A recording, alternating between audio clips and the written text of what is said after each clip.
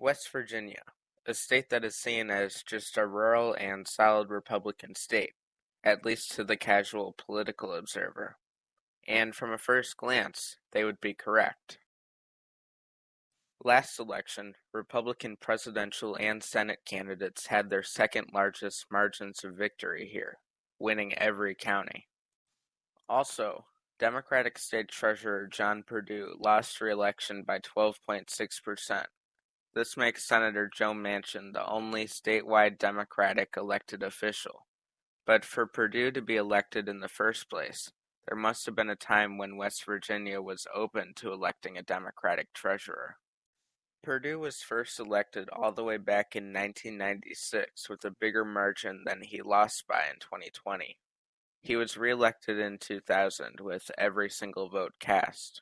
So, how did West Virginia go from re-electing Perdue unanimously in 2000 to unseating him by a 12.62% margin of victory only 20 years later?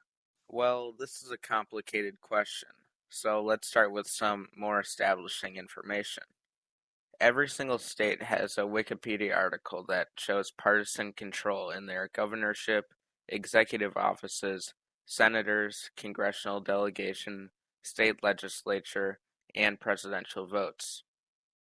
The first important year to look at is 2000. This was the first time that the state voted for a Republican in a presidential election since Ronald Reagan's landslide 1984 win. West Virginia has not gone to a Democrat in a presidential election since 1996. Despite that, they still mostly elected Democrats statewide until 2014, our next important year. In 2014, Democrats lost control of the state legislature. Look at this graph of control of the state Senate. You can see that Republicans began to gain seats in the chamber in 2012, and this trend continued all the way to 2020, with a brief exception in 2018, which was a wave year for Democrats nationally. Now let's look at this same graph, but for the state house. In this graph you can see the exact same trend as the state Senate, but it's much more pronounced. It goes from having a Democratic supermajority following the 2010 elections to a Republican supermajority after the 2020 elections. Essentially, what you need to know is that West Virginia has been a solid Democratic state for most of the 20th century, but has become a solid Republican state in the early 21st century.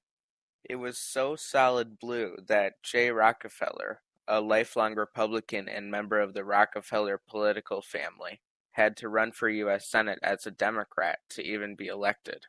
So, what caused West Virginia to shift so quickly towards Republicans starting in 2010? Coal.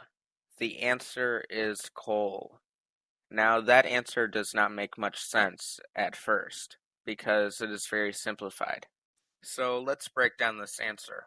As most people know, West Virginia's economy relies on coal. But in the early 21st century, specifically 2008, the coal industry began to collapse nationwide. Remember our graphs of party control in West Virginia? In 2014, Republicans took the legislature, and in 2016, Republicans took most of the statewide offices. That's only 6 years after the coal industry collapsed and took West Virginia's economy with it. Just look at West Virginia's population over time.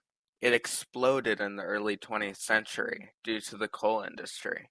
This is a time of mostly Democratic presidents, with a few more liberal Republicans.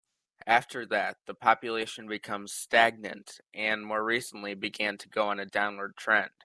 Most West Virginians attribute this economic slump and decline to their over-reliance on the coal industry.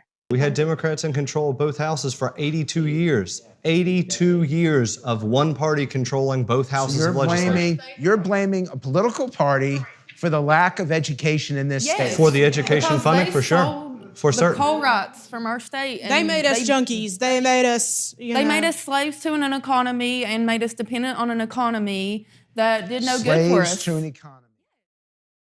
Going back to our two major reasons, we can now begin to understand reason number 2.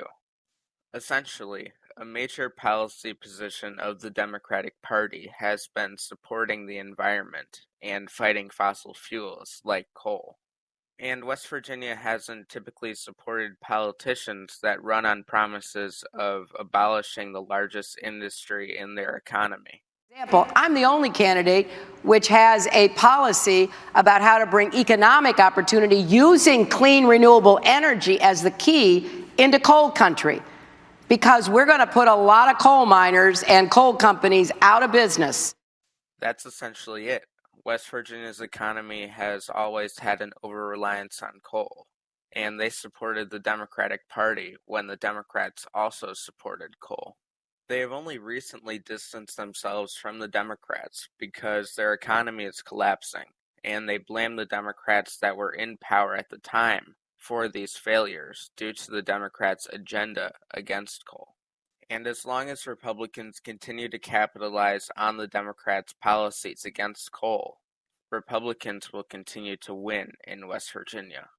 Nice! Y'all put it on, right?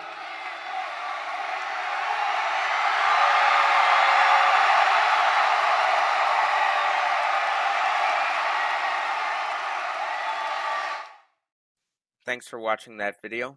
There are several other videos on this channel where I go in depth about the politics behind a certain issue or state, so go watch one of those if you found this interesting.